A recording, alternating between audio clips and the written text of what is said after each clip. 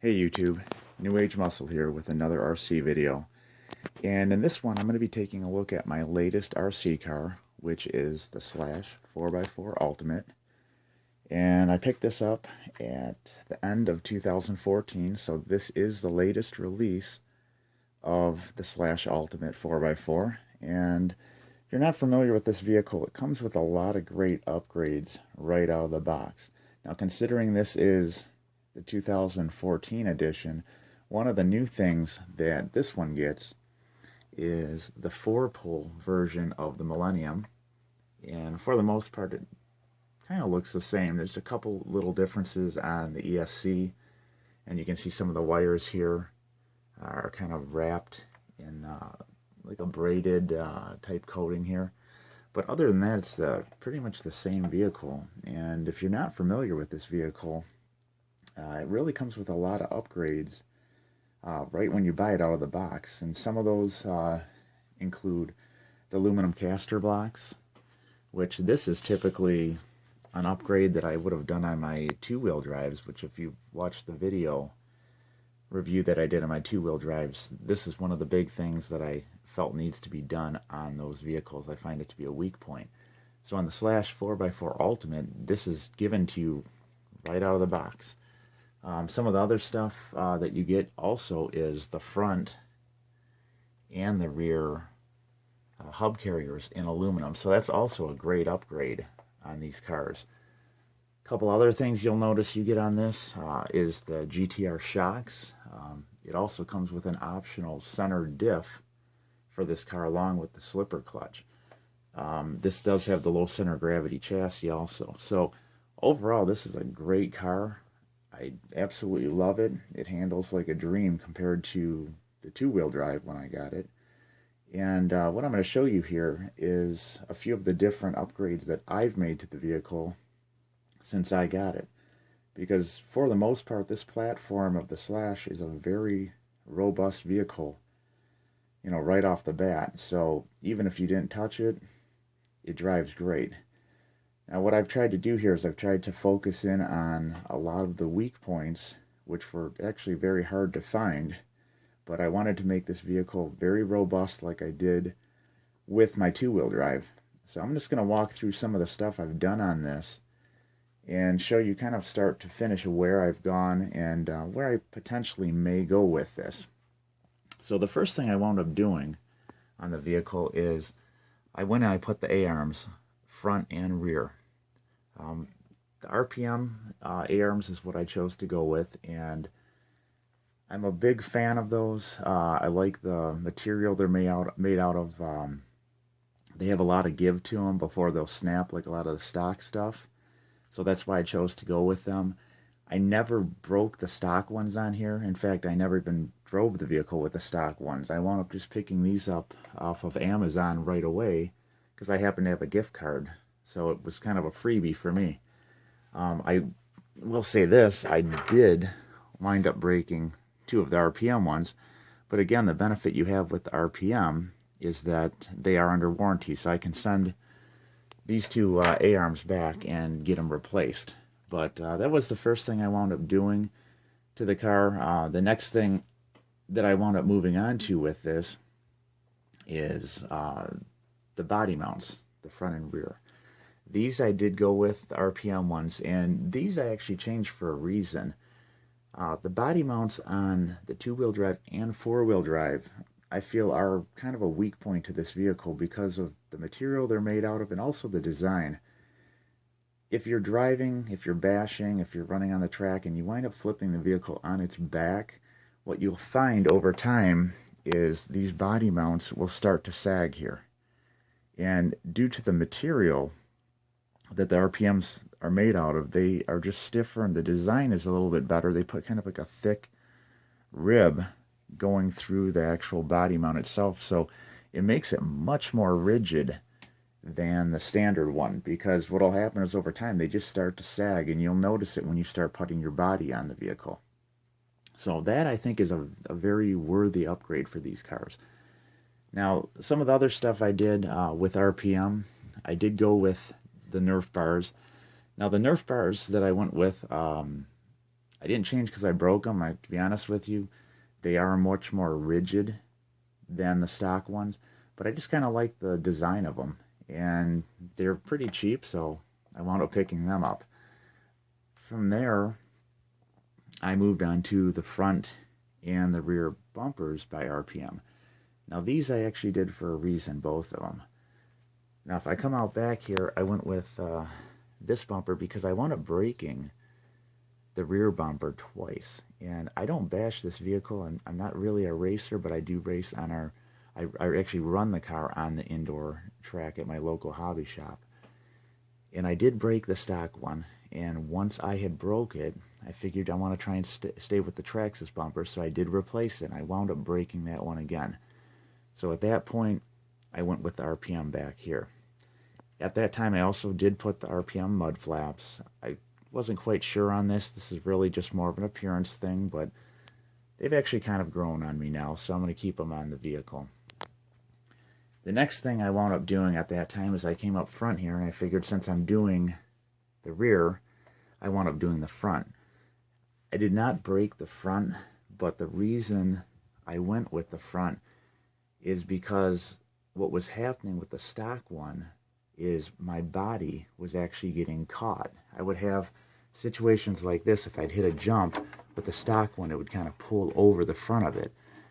And what would wind up happening is it would wind up tearing my body. And I had that happen several times on this vehicle as well as on my two-wheel drive vehicles. So it wasn't necessarily breaking. I just think the design of it is a little bit too close to the body itself. And other than that, I really, in some ways, think the stock front bumper actually has a better design than this because it has two attachment points. But again, it was just because it was basically tearing my front body. And here's actually an example of it that you can see. That split in the plastic right there was the result on this one of coming right over the front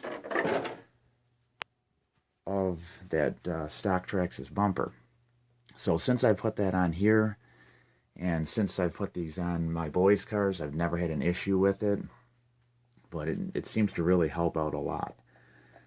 Now, a couple of other things I did here is I did go with different wheels and tires. Now, the different wheels and tires, again, because I do run on an indoor track, I needed an indoor tire. I typically run the AKA handlebars, and I've been happy with the performance on those. So this time around, I thought I'd give something a try, a little different. I picked up these DE Racing wheels. I just kind of liked, see if I can get the light on this a little bit better, just kind of liked the look of them. So I wound up going with those. And I also picked up these Proline Suburbs. So I've not drove the vehicle yet since I've got these. So I'll let you know how they work out.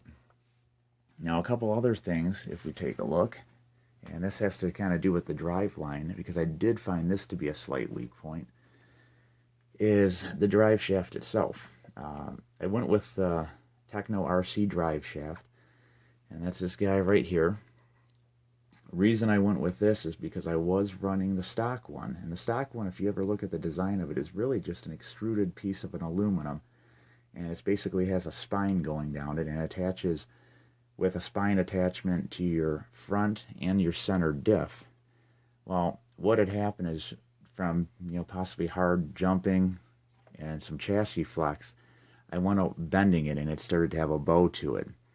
Once that happened, I decided I wanted to go with something a little beefier. That was not the first time I had experienced that. My father also has this same vehicle, and I did the same thing to his. So I figured instead of doing a third time of breaking or bending the stock drive shaft, I wound up upgrading it. And since I did, this has been great. I have not had any issues with it. It works great. The attachment is a little bit different here. You can see you have a front, and there's actually a front and a rear dog bone style attachment there versus the way the stock one is. Now, one of the other things, if we take a look back here at the actual drive line, what you'll see, which is actually kind of hard to see, is I did change the the motor mount here. This is the King's Head motor mount. And I went with this one over some of the other ones out there that are aluminum because of the fact it comes with a bigger bearing than the stock. There are a lot of stock ones out there that are nice. They're aluminum, kind of look flashy, but they still utilize that same stock Traxxas bearing. And the King Heads goes to a bigger size bearing, and I cannot remember the exact size offhand, but for the difference in money, it wasn't that much, so I felt that was probably the better one to go with. One of the other things I had done back here is I did wind up changing my center diff because I wound up breaking the stock one. I didn't actually break it. I think possibly from a crash I kind of overstretched the housing, which is basically just nylon, and in doing so it was kind of making my drive shaft wobble. So what I did is I decided to go with aluminum version that's made by Fast Lane Machine. It was about a $20 upgrade, I want to say, but so far, so good.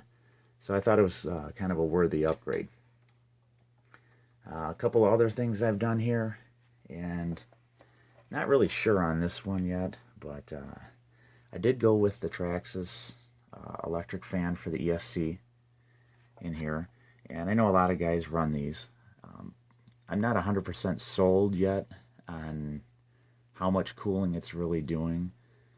It was only about I think a $16 modification, so I figured I'd give it a shot. But you know, some of you guys may have some different opinions on these, whether they work or not. To be honest, I'm just not quite sure or sold on it yet. But like I said, it was fairly cheap, and it's very lightweight, weighs next to nothing, so I didn't really feel it was that much of a hindrance on the vehicle. So I wound up going with that. I'm also running a couple different variants of batteries. This is just kind of a house battery I have. This is my 5800 mega amp 35C. I typically have been running these. These are the Nexus 5200 45C. Now, one of the reasons I started trying to do some of the upgrades here is because this summer I would like to put the 3S LiPo in here, and I wanted to kind of beef it up a little bit so I don't have things breaking.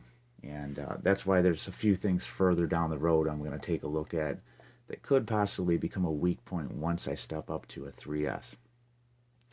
Now, the most recent upgrade that I've done on this vehicle, I'm not really sure about yet. And what I'm referring to is, if you take a look here, is the shock towers. What I did recently is I put the aluminum Traxxas shock towers on the front and rear. Now, if you've watched any of my other videos, my review of my two-wheel drive, I'm normally not a fan of aluminum, at least not in all places. My view of the aluminum parts is, though they're flashy, I believe in a lot of cases they can wind up creating a weak point somewhere else on the vehicle. Now, the stock shock towers on this vehicle, you'll find, are very stiff. They're very rigid to begin with. So to be honest with you, I was not even looking at replacing these with the RPM ones yet. The reason I wound up going with these is because they had them on Amazon for 38 bucks, and they had a deal going where if you open an Amazon card, you get $30 off your order. So I figured, what the heck, and essentially I got these for 8 bucks. So at this point, I'm looking at it like, if they wind up bending, I'm out 8 bucks. But they definitely are very rigid, you know, very rigid. I mean, the other ones were, these don't move at all. But I do have some fears with that, because I'm almost thinking with the right hit, you could wind up, you know, damaging your front or your rear diff. So I'm not going to necessarily recommend them yet, and I would definitely not recommend them if you are bashing. But like I said, I typically run this thing just indoors, so I think I should be okay. I'm not really sure yet, though. I will follow up with a review in the comments and let you know how it goes. I think if I do wind up bending them, I probably will just go back to my stock shock towers, because like I said, I think they're very rigid to begin with. So unless I was really bashing it, I don't think I would even step up to the RPM yet. So I think that's about it for what I've done. Some of the future modifications on here, like I said, I think I'm going to look at going to the 3S this summer and maybe upgrade these to the MIP Race Duty. But so far, so good. I'm really pleased with the vehicle. I really couldn't be happier. I will say this. If you've never driven this vehicle versus a two-wheel drive, it does drive completely different. The driving style and the dynamics of it, especially on like a track, are completely different. I really enjoy it a lot inside and outside. So I hope you enjoyed. I'll keep you posted on any further updates I do. If you have any comments, please post them below. And if you've not subscribed to my channel yet, please do.